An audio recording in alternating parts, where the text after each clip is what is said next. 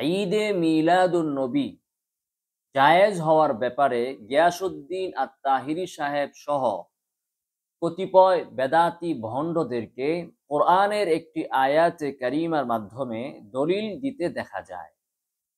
আজকে আমরা ঈদে মিলাদুন নবীর সপক্ষে তারা যে দলিলটি দেওয়ার চেষ্টা করেন সেটার বিশ্লেষণ করব ইনশাআল্লাহ। মূলত ঈদে মিলাদুন নবী এটি একটি জঘন্যতম বিদআত। এর সপক্ষে দলিল থাকার কোনো প্রশ্নই আসে না। যারা দ্বীন সম্পর্কে, বেদাত সম্পর্কে, কোরআন ও সুন্নাহর ব্যাপারে ন্যূনতম জ্ঞান রাখেন, তাদের কাছে এই বিষয়টি অস্পষ্ট নয়। কিন্তু কতিপয় বেদাতীরা এখানে মানুষকে বিভ্রান্ত করার চেষ্টা করে থাকে, আর তাদের কথায় বিভ্রান্ত হয়ে অনেক জনসাধারণ বিভ্রান্তির মধ্যে পড়ে যান। ফলে আজকে আমরা এই বিষয়টি নিয়ে আলোচনা করব।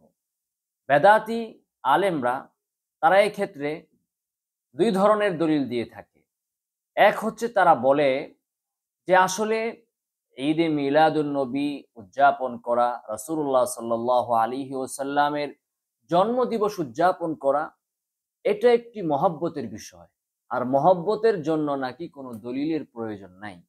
আপনারা দেখবেন তাহিরি সাহেব সহ তাদের বিভিন্ন আলেমগণ এ ধরনের কথা বলে থাকে যে ঈদে মিলাদুন নবী এটা মহব্বতের বিষয়, মিলাদ মহব্বতের বিষয়, আর মহব্বতের জন্য দলিলের প্রয়োজন নাই। তো এটাই যদি হয়ে থাকে যে মহব্বতের জন্য দলিলের প্রয়োজন নাই, তাহলে তাদের তো আর কিছু বলার থাকে না। তাহলে এটা হচ্ছে প্রবৃত্তির অনুসরণ, নফসের অনুসরণ। আপনি নবীকে মহব্বত করবেন, কিভাবে করবেন, এর সব রূপরেখা কোরআন এবং সুন্নাহর মধ্যে আছে। এখন আপনি যদি বলেন যে মহব্বতের জন্য কোনো দলিলের প্রয়োজন নাই, যেভাবে খুশি আপনি সেভাবে মহব্বত করবেন, তাহলে এই মহব্বত আপনাকে কখনো জান্নাতে নিবে না, বরং এই মহাব্বত আপনার জাহান্নামে যাওয়ার কারণ হবে। এই মহাব্বত আপনার আখিরাত ধ্বংসের কারণ হবে। হযরত ঈসা আলাইহিস সালাতু ওয়াস সালামকে খ্রিস্টানরা খোদা মানে, আল্লাহর পুত্র মানে, মারইয়াম কে আল্লাহর স্ত্রী মানে। কেন? কি দলিল আছে তাদের কাছে? দলিল একটাই, তারা ঈসা আলাইহিস সালাতু ওয়াস সালামকে মহব্বত করে, মারইয়ামকে মহব্বত করে। আবার ইহুদিরা উযাইরকে বলে যে তিনি আল্লাহর পুত্র। কেন এটা বলে? মহব্বতে বলে।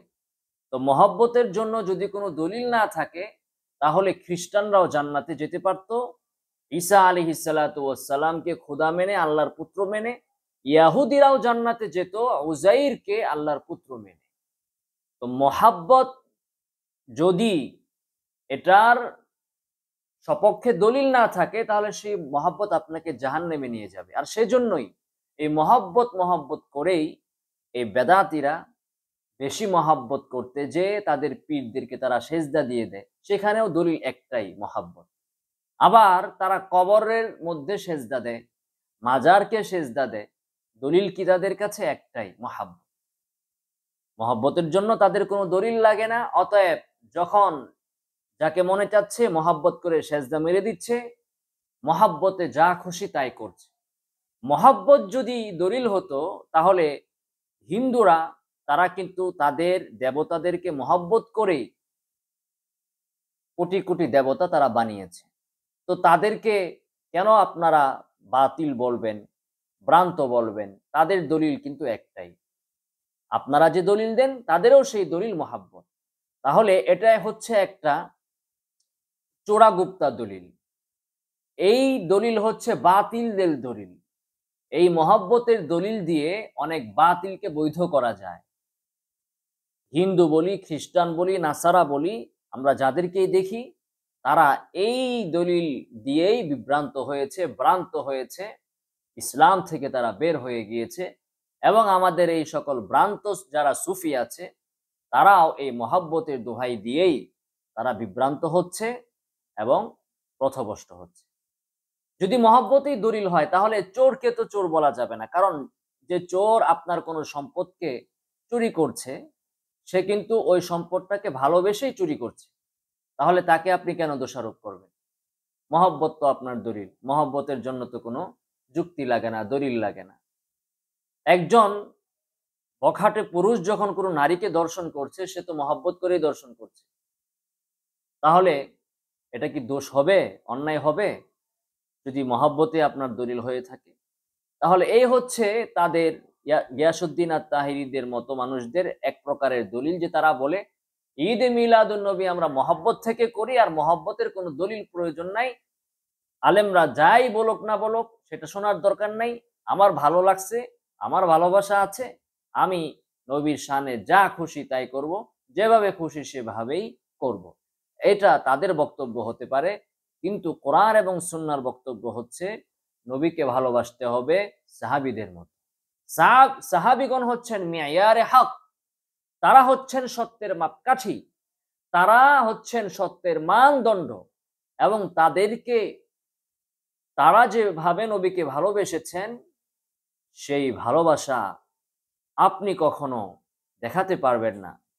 এজন্যই তাদের নবীর প্রতি ভালোবাসাকে কোরআন সমর্থন করেছে, এবং কোরআন তাদের সেই ভালোবাসার প্রশংসা করেছে।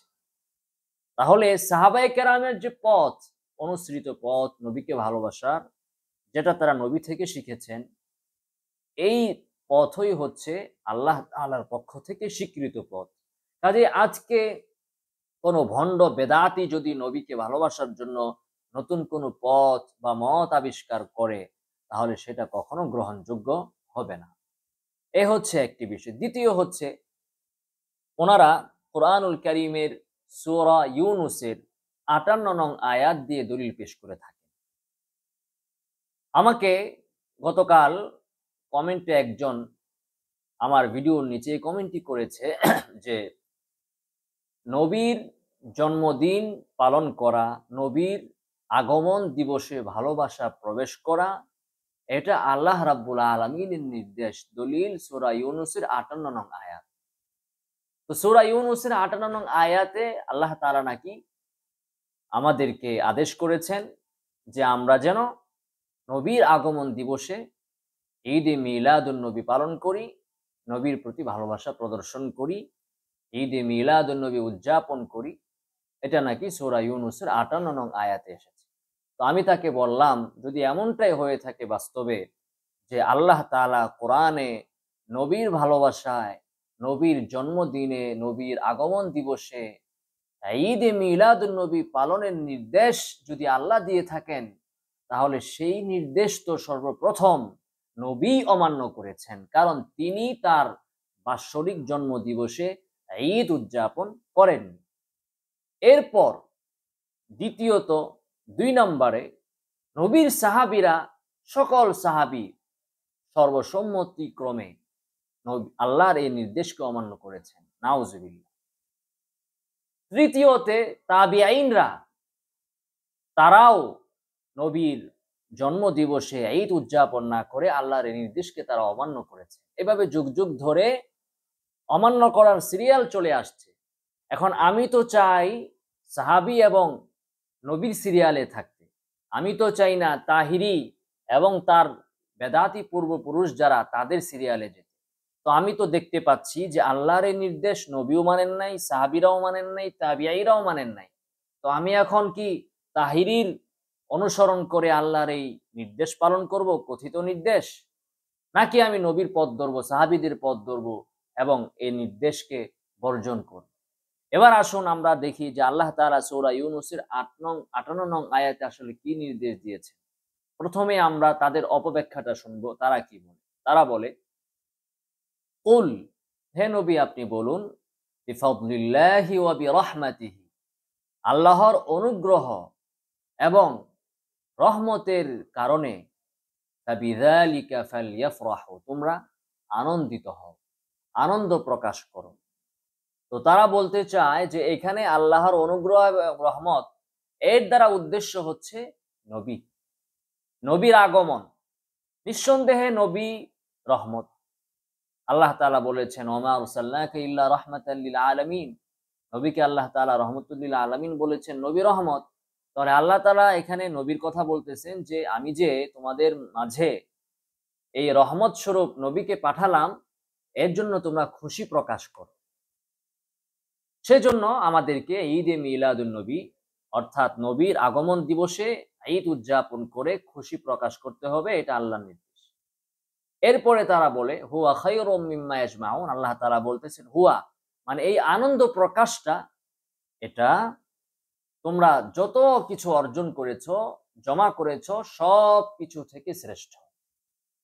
তাহলে এর মাধ্যমে তারা দুইটা জিনিস সাব্যস্ত করলো। এক হচ্ছে যে ঈদে মিলাদুন নবী উদযাপন করা, এটা হচ্ছে আল্লাহর নির্দেশ, আর এই নির্দেশ পালন করা এটা পৃথিবীর সব কিছু থেকে শ্রেষ্ঠ। মানুষ যা কিছু উপার্জন করবে, যত আমল করবে, সব কিছু থেকে শ্রেষ্ঠ। এখান থেকেই তারা বলে, দেয়ালে দেয়ালে লিখে রাখে যে নাজাতের একমাত্র উপায় ঈদে মিলাদুন নবী উদযাপন। ওই যে আল্লাহ তাআলা বলেছেন হুয়া খায়রুম মিম্মা ইয়াজমাউন, নবীর আগমনে আনন্দ প্রকাশ, এটা সব কিছু থেকে, দুনিয়াতে তুমি যা কিছু করেছো সব কিছু থেকে শ্রেষ্ঠ। অতএব নাজাতের একমাত্র উপায় হচ্ছে ঈদে মিলাদুন নবী উদযাপন করা। এখানে তারা দুইটা প্রতারণা করেছে এই আয়াতের মধ্যে। এক হচ্ছে এখানে যে আল্লাহ তাআলা বলেছেন কুল, হে নবী আপনি বলুন, বিফাদলিল্লাহি ওয়া বিরহমাতি, আল্লাহর অনুগ্রহ এবং রহমতের কারণে তোমরা খুশি প্রকাশ করো। আল্লাহ এবং আল্লাহর অনুগ্রহ এবং রহমত দ্বারা এখানে উদ্দেশ্য কি? নবী উদ্দেশ্য, নবীর আগমন উদ্দেশ্য না। এর দলিল হচ্ছে এই আয়াতের আগে যে আয়াত আছে এবং মুফাসসিরিনদের ব্যাখ্যা। এখানে নবী উদ্দেশ্য নন। দ্বিতীয়ত ফালিয়াফরাহু, খুশি প্রকাশ করো। এই খুশি প্রকাশের যে নমুনা তারা প্রদর্শন করেছে, এটাও তাদের মন গড়া।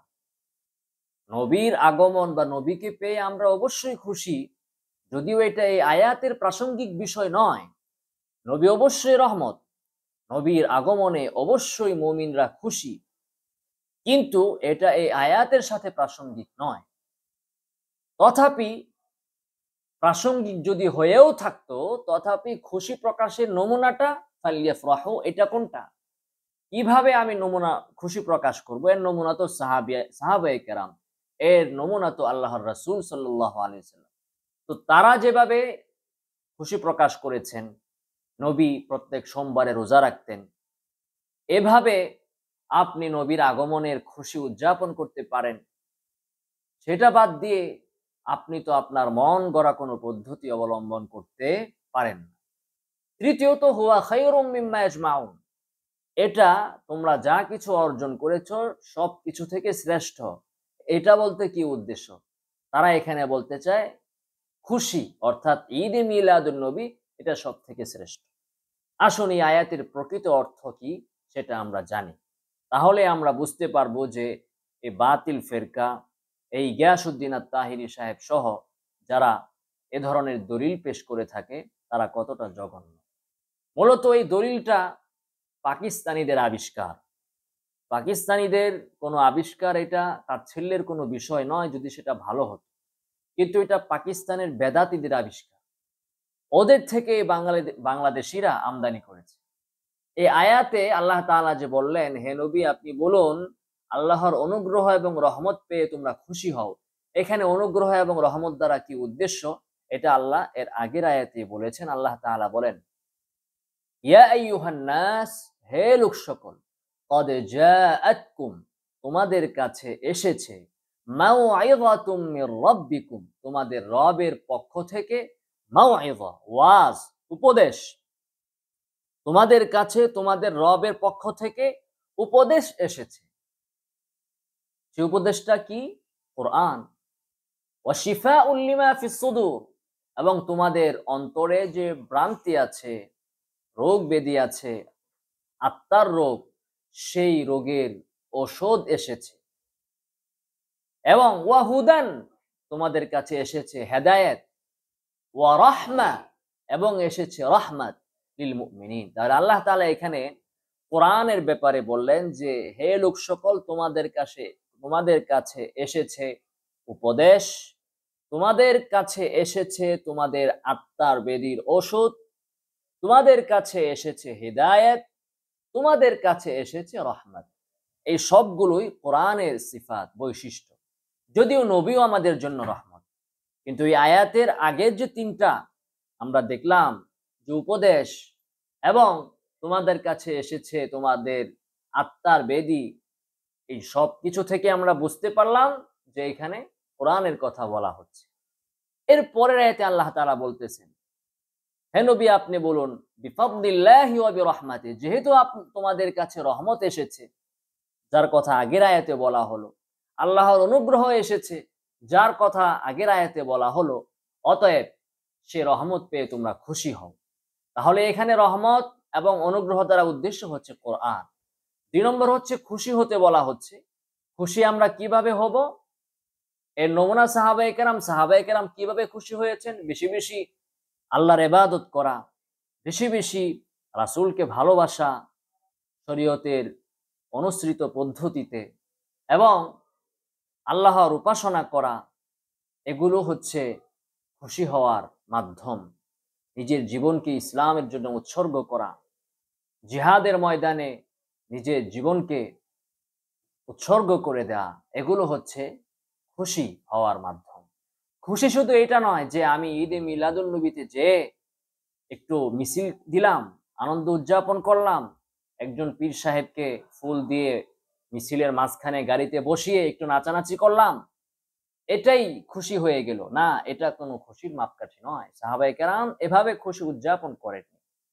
এরপরে আল্লাহ তাআলা বলতেছেন, হুয়া খায়রুন, এটা তোমাদের জন্য উত্তম, তোমরা যা কিছু অর্জন করো সবকিছু থেকে। এটার দ্বারা কি উদ্দেশ্য?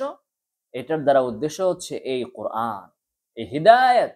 আল্লাহ তাআলা বলতেছেন, এই কোরআন পেয়ে তোমরা খুশি হও, এবং এই কোরআন তোমরা যা কিছু অর্জন করেছো সব কিছু থেকে শ্রেষ্ঠ। তাহলে আমরা দেখলাম যে আয়াতে নবীর প্রসঙ্গই নেই, যেটা আমরা এই আয়াতের আগের আয়াত থেকে বুঝতে পারি, এবং খুশি হওয়ার যে কথা বলা হয়েছে সেটাও সাহাবায়ে কেরামের নমুনাতেই করতে হবে, এদের বিভ্রান্ত পথভ্রষ্ট লোকদের পদ্ধতিতে নয়।